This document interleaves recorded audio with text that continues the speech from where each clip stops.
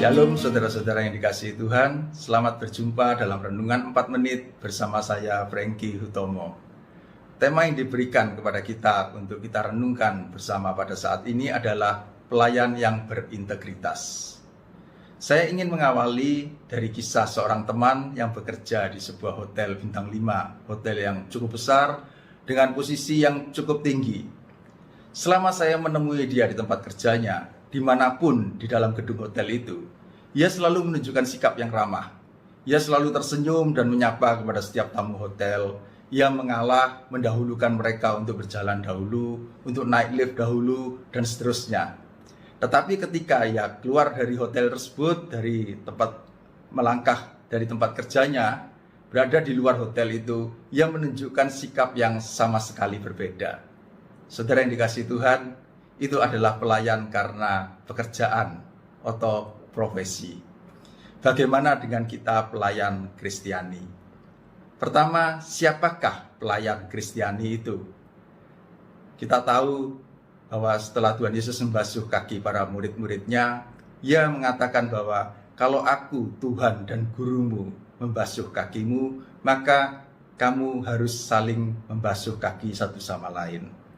Artinya apa? Artinya setiap murid Tuhan Yesus itu dipanggil dan wajib untuk saling melayani. Bahkan ketika para murid tidak mengerti apa arti tindakan Tuhan Yesus tersebut, Tuhan mengatakan bahwa engkau tidak mengerti saat ini, tetapi engkau akan mengertinya kelak. Dan di kemudian hari, para murid dan kita semua mengetahui bahwa apa yang dimaksudkan Tuhan Yesus dengan melayani itu adalah bagaimana memberikan diri untuk menyelamatkan orang lain. Maka secara singkat, siapakah pelayan Kristiani itu? Kita dapat mengatakan setiap murid Tuhan Yesus. Meskipun saat ini arti pelayan itu dikecilkan menjadi orang-orang yang punya aktivitas pelayanan di gereja. Orang-orang yang bertugas sebagai tata tertib, sebagai kur, prodiakon, para pengurus persekutuan doa, para pembawa firman, para pemuji, dan seterusnya. Tetapi sebetulnya setiap orang Kristiani, setiap murid Tuhan Yesus adalah para pelayan. Dan apa tugas pelayan adalah bagaimana bersaksi mengenai Tuhan Yesus agar kehidupan seseorang diubah menjadi lebih baik. Nah, saudara-saudara yang dikasihi Tuhan, membandingkan dengan cerita seorang teman yang bekerja di hotel tadi, bagaimana dengan sikap kita sebagai pelayan Kristiani? Atau setidak-tidaknya orang yang sadar bahwa dirinya adalah pelayan.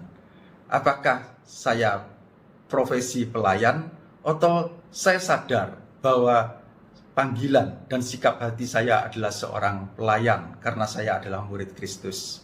Apakah saya berbicara dan bertindak sebagai seorang saksi Kristus hanya ketika saya sedang berada di gereja, ketika saya sedang melayani, ketika saya sedang bersama dengan teman-teman komunitas saya, atau saya berbicara, saya berkata-kata, dan saya bertindak sebagai saksi Kristus dimanapun saya berada? Banyak suami atau istri yang mengatakan bahwa pasangan hidupnya itu bisa berbicara lebih lembut dan manis kepada orang lain dibanding dengan dirinya sendiri. Ketika di rumah, ia tidak menunjukkan sikap yang sama ketika dia sedang melayani. Banyak orang mengatakan bahwa pelayan-pelayan di tempat dia melayani bisa bersikap sangat murah hati. Ia selalu membantu setiap orang yang membutuhkan. Tetapi di tempat kerjanya sendiri, bahkan pada karyawannya sendiri, ia tidak memperdulikan kesulitan mereka. Bagaimana dengan sikap kita ketika kita sedang mengendarai di jalan? Apakah kita mau mengalah? Apakah kita menghormati pengguna jalan yang lain? Apakah kita mentaati rambu-rambu lalu lintas? Saudara-saudara yang dikasihi Tuhan, sebagai seorang murid-murid Kristus, seorang pelayan, apa yang kita lakukan dan kita tuliskan atau kita sebarkan di dalam media sosial kita? Apakah hal-hal yang membawa damai? Apakah kebenaran-kebenaran dari firman Tuhan? Atau hal-hal yang menakutkan? Berita-berita yang tidak jelas kebenarannya? Saudara yang dikasihi Tuhan, jangan sampai sebagai seorang pelayan kita melakukan sesuatu yang tidak sama atau tidak seperti yang Tuhan Yesus perintahkan. Atau yang lebih parah lagi adalah kita berbicara dan melakukan sesuatu yang sangat berbeda dengan apa yang sedang kita lakukan ketika kita sedang melayani. Sebagai penutup, saya ingin membacakan sabda Tuhan yang ditulis dalam Yakobus 3.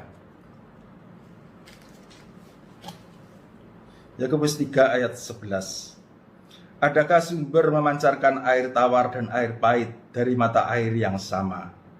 Saudara-saudaraku, adakah pohon ara dapat menghasilkan buah zaitun? Dan adakah pokok anggur dapat menghasilkan buah ara? Demikian juga, mata air asin tidak dapat menghasilkan air tawar. Semoga kita para murid-murid Kristus, para pelayan Kristus, selalu menghasilkan air tawar bagi sesama kita. Tuhan memberkati.